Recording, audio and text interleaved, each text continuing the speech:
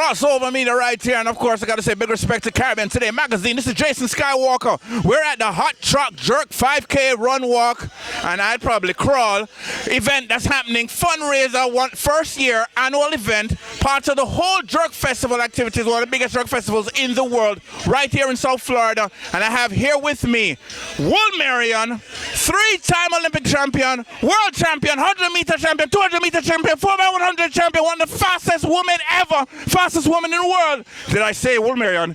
Shelly-Ann Fraser-Pryce, how you doing? I'm fine, thank you. Now, Shelly, this is an honor to have you right here. Did I mention Wool Marion? Now, I'm going to start things off as a fellow Wool Marion to ask you about the Woolmer's years. Well, of course, I started Woolmer's in '99, and I was under the tutelage of Mrs. Harrison until Mrs. Montague took over from there.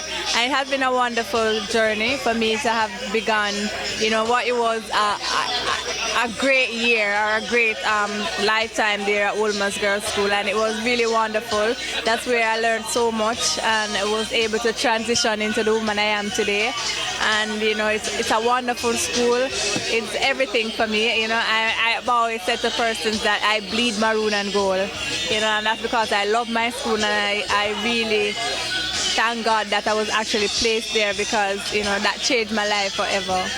Now, Miss Harrison, I love the school so much. Miss Harrison will kick me out of the school on a regular basis. Ladies, who's that boy over here? Anyway, sorry, flashback. So that being said, 2 years after leaving high school, you win a gold medal.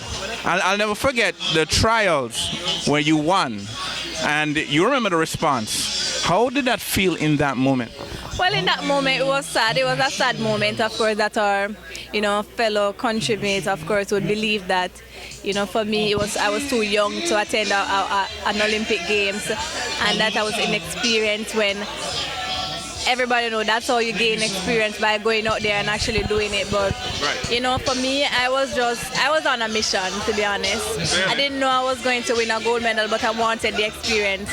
And I've always said that God knew exactly what was going to happen, and I didn't flutter at all. I didn't stutter. I had times when I felt overwhelmed with the idea that they would really want to take me out. But I kept strong, and I kept focused on what it is that I wanted to do, and I won. So I forgot about that so easy, but I still do remember it from time to time. No, on the inside, at the end of the day, you're all on the same team, and there was all that feedback. How did that work for you guys, which is normally a very tight-knit team? Well, to be honest, my teammates, because I'm a part of the MVP track club, so my teammates were very supportive. They were saying, yeah, you're going to run. If you don't run, we're not running, kind of thing. So, it was very encouraging. And of course, they had persons who were not part of the MVP track club, but within the Jamaica team, that believed that I should have given up my spot as well. But one thing I do like about our national championship is that there are rules, and the rules states that you have to be in the top 3, and I was top 2. So I didn't even worry too much about it. I just kept focused on what it is that I came there to do. And thank you for all Woolmarians and Jamaicans that you said. Pat, speaking of your track club, I hear there's a school that populates your track club heavily. Tell us a little bit about that. Yeah, that's Woolmer's Girls School. And Woolmer's on a whole, of course, the club was started by Woolmarians. My coach is a Woolmarian. My manager, of course, is a Woolmarian. My agent over in the States here is a Woolmarian as well. So we're surrounded by lots of Woolmarian, of course, at the track club. But it just goes to show that great things come from Woolmer's High School. Agay what? Agay Quadagis. No, Rocket Pocket. Where did that name come from? Well, I was running.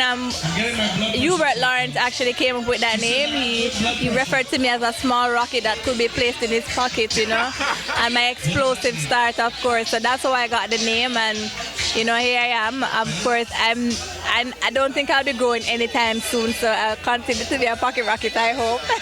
You're the perfect package. You don't have to worry about nothing.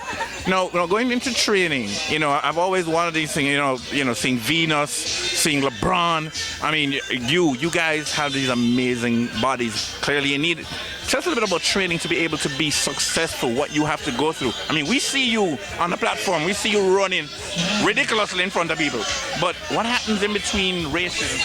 Well, it's hard work, it's discipline, it's pushing your bodies to a limit where most times you feel like you'd quit, but that's the time you hold on and, you feel the burn and understand that, there's a saying that there's a goal at the rainbow.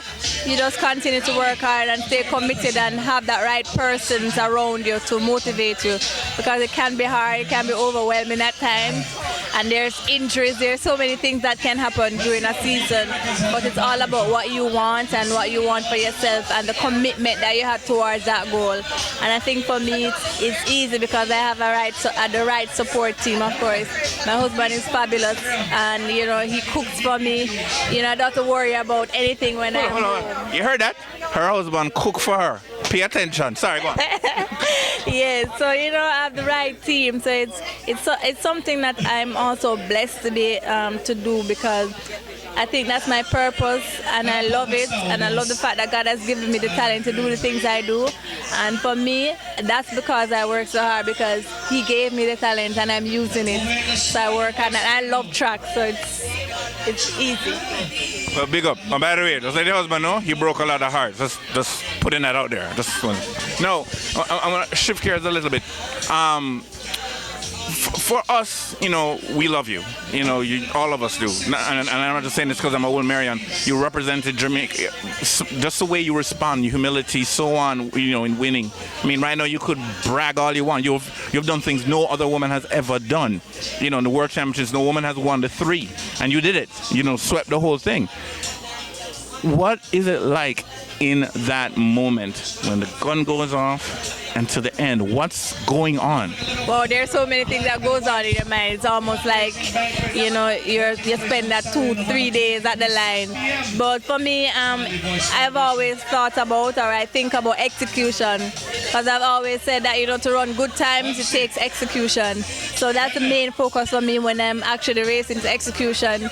And then I just take a moment to, thank my Creator for his blessings and, helping me to do the things that I do. And I've always said before I compete, it's greater is He that is in me than he that is in the world. There's no fear whatsoever in Him, and that's how I look at it, and I just feel a sense of peace when I step to the line. So I'm just ready. I'm always ready to go because I'm excited when I run. Now, I'm going to shift gears a little bit. This actually is a question that came from one of our fans on social media. Now, recently, WADA came to Jamaica, and there was a press conference, and WADA, there's a whole lot of speculation leading up to it, and WADA put out statements like, why is there speculation? We're just down here to talk with the JATCO. There's nothing going on. But in the press con, Associated Press, which is one of the major outlets, said that Jamaica has a culture of cheating.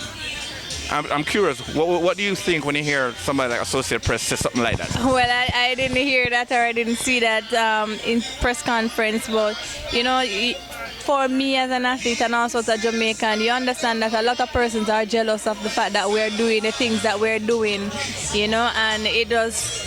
I hope for the rest of us as Jamaicans, and I'm not saying cheating it's everywhere.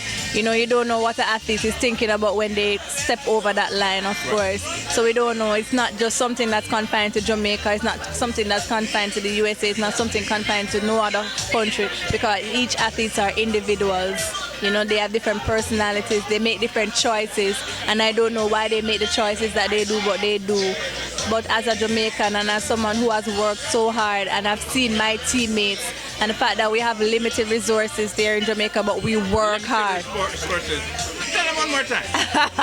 But we work really, really hard, and the fact that we're doing the things we're doing, and then we come under a lot of attack for it. It just goes to show that maybe the world is just envious of the fact that we're doing the things that we're doing. But of course, it won't stop, because what we have started is a revolution in Jamaica, and there are many more wonderful athletes to come, many more talented, God-fearing athletes to come, both male and female, and they'll continue to see that we're hungry for success, and they'll have that too. So the future is bright for Jamaica as it stands.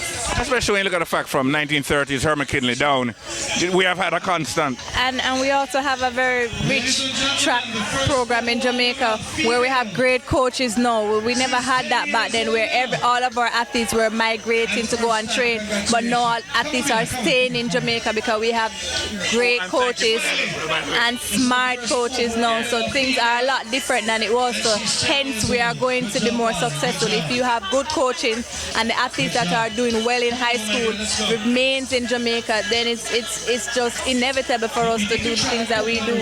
So I mean, that's the world's job, of course, to judge, and that's people on a whole. They judge, and of course, but there's nothing we can do about that than continue to just have fun and do good when we go on the track.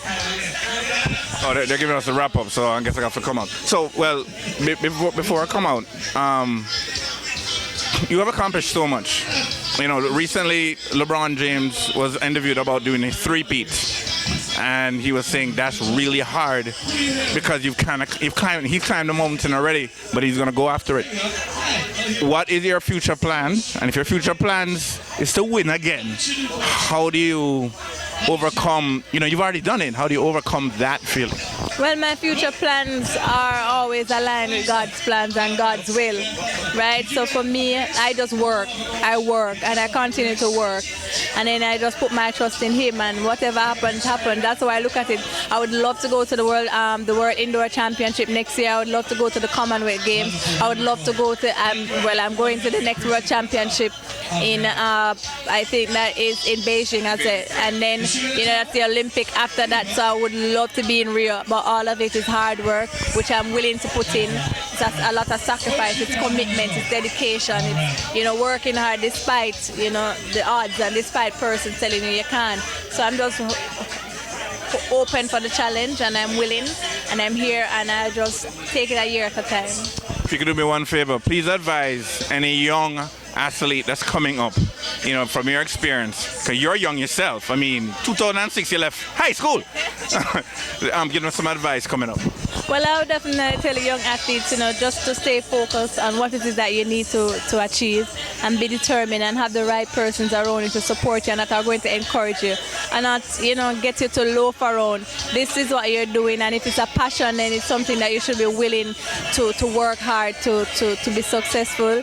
And you will have hard times, you'll have injuries, you'll have pains, but then at the end it will be all worth it if we just stay on course and just be aware of what it is that's around you. Ladies and gentlemen, the Rocket Pocket, Olympic world champion, Wool Marion, Commonwealth champion, all kind of champion, and an amazing example of womanhood, perseverance, love for God, and just amazing beauty and humility. Shelly-Ann Fraser, although I'm jealous, Pryce, right here at Crossover Media. Thank you so much, Shelly. Thank you. Crossover.